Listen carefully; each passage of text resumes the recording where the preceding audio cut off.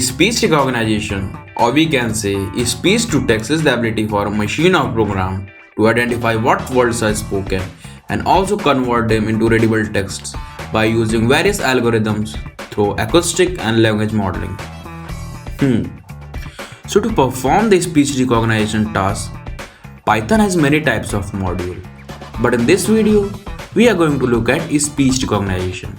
So to use speech recognition, you must have to install it because it is not compact with Python.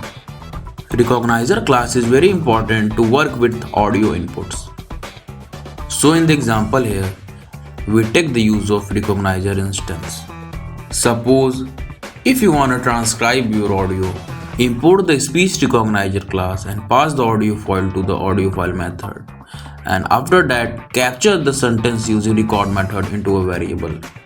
Then after recording the audio data, pass that data into recognize_Google method. Then it will display the text sequentially which are into the audio file. So this is the most basic example of recognizer module. And if you want to read more about this module, then head on over to docs.python.org.